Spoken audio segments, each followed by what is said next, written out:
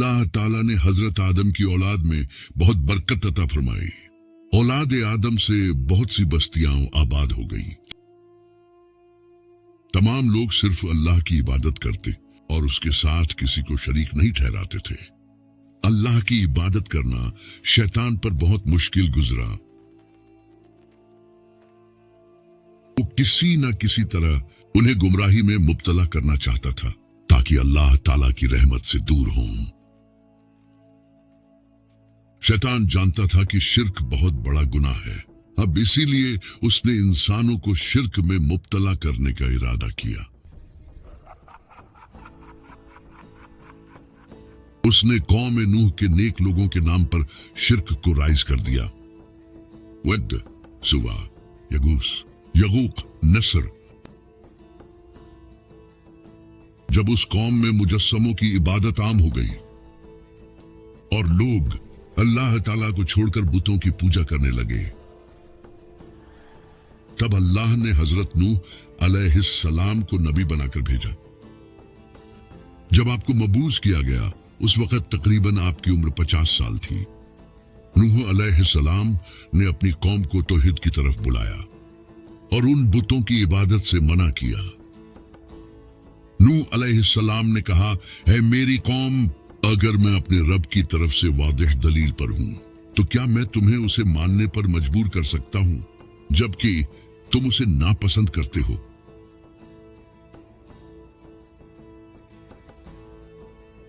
मगर कौम ने सरकशी का मुजाहरा करते हुए आपको झुटलाया।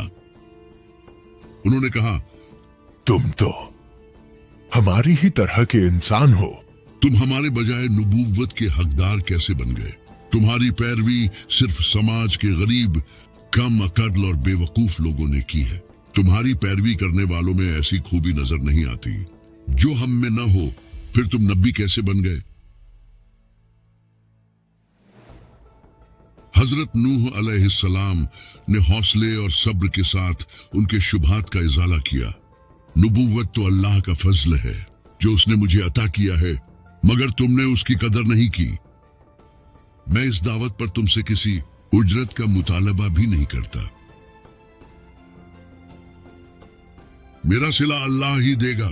तुम मेरे पैरवी करने वालों को घटिया कहते हो और मुझसे ये मुतालबा करते हो कि मैं उन्हें अपने से दूर कर दूं। याद रखो, मैं ऐसा हरगिज नहीं कर सकता। ईमान लाने के बाद अल्लाह के नजदीक उनका मुकाम बुलंद हो चुका है। हक की दावत देते हुए हजरत नूह अलैहिस्सलाम को 950 साल गुजर गए। कौम की तबीयत ही ऐसी बन गई कि जिसे ईमान और हक कबूल करने की कोई सूरत गवारा नहीं थी। उन्होंने आपको धमकियां देना शुरू कर दी और साथ ही कहने लगे कि जिस अजाब से हमें डराते हो वो ले आओ।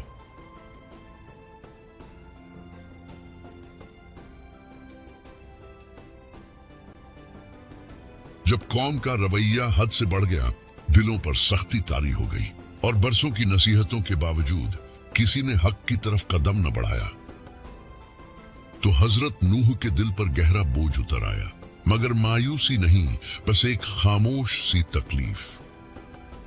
इसी थके हुए लम्हे में आसमान से पैगाम उतरता है, ऐ नूह, गम न करो, जो ईमान लाना चाहते थे वो ला चुके, अब कोई और ईमान नहीं लाएगा। ये अल्फाज नूह के दिल पर ऐसे उतरते हैं जैसे तपती दोपहर में ठंडी हवा का झोंका आ जाए। और फिर एक नया हुक्म शुरू होता है, हमारी निगरानी में हमारे हुक्म से एक कश्ती तैयार करो। हजरत नूह को इरशाद हुआ कि एक खास दरख्त लगाया जाए। जमीन तैयार की गई, बीज बोए गए और इंतजार का लंबा दौर शुरू हुआ। रिवायतों के मुताबिक उस दरख्त को पूरा मजबूत होने में 100 साल लग गए। हर साल उसकी शाखें फैलती, तना मोटा होता, लकड़ी और भी सख्त होती जाती। जब वो दरख्त पूरी तरह तैयार हो गया तो हुक्म आया कि अब इसे काटकर तख्त तैयार करो। तख्त काटे गए, धूप में सुखाए गए, बरसों तक उन्हें बराबर और हमवार किया गया। हर तख्त को खास तरतीब से तराशा गया किनारे सीधे किए गए और फिर जोड़ने के काबिल बनाया गया। हर कदम अल्लाह की रहनुमाई में उठ रहा था। हजरत सुफियान सौरी की रिवायत के मुताबिक कश्ती के लिए जो लकड़ी इस्तेमाल हुई वो साज, टीक जैसी सख्त और पानी बर्दाश्त करने वाली लकड़ी थी। अगर किसी तख्त में जरा सी भी कमजोरी दिखाई देती तो उसी हिस्से की लकड़ी दोबारा लगाई जाती जो सबसे मजबूत होती थी। कश्ती का ढांचा धीरे धीरे ऊंचा होता गया। लंबाई बेहिसाब, चौड़ाई वसीया और ऊंचाई देखकर लोग हैरान रह जाते। दीवारें बनी, अंदरूनी हिस्सा हमवार किया गया, बाहर कालीन की तरह गाढ़ा तारकोल लगाया गया ताकि एक कतरा पानी भी दाखिल न हो सके। नीचा हिस्सा जानवरों के लिए, दरमियानी हिस्सा सामान और जरूरत की चीजों के लिए और ऊपर वाली मंजिल इंसानों के लिए बनाई गई। लेकिन कौम का हाल कुछ और ही था। जब भी नूह तख्ता जोड़ते, कील ठोंकते या लकड़ी चीरते, कौम तमाशाई बनकर आ जाती, मजाक उड़ाती, ठहाके लगाती और तंज करती। नूह पहाड़ पर कश्ती बनाएगा, यहाँ पानी कहां से आएगा? अब नब्बी से बढ़कर बड़ी बन गया। अगर सच्चे हो तो इस कश्ती को उड़ाकर दिखाओ। बच्चे शोर मचाते, जवान पत्थर उछालते और बूढ़े हंसते हुए गुजर जाते। मगर नूह सिर्फ इतना कहते, आज तुम हमारा मजाक उड़ाते हो, कल तुम सच को पहचानोगे।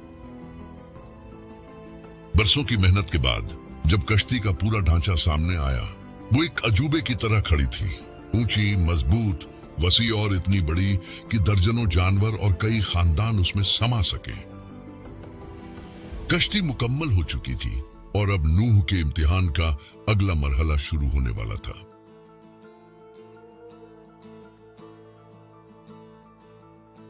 Subscribe.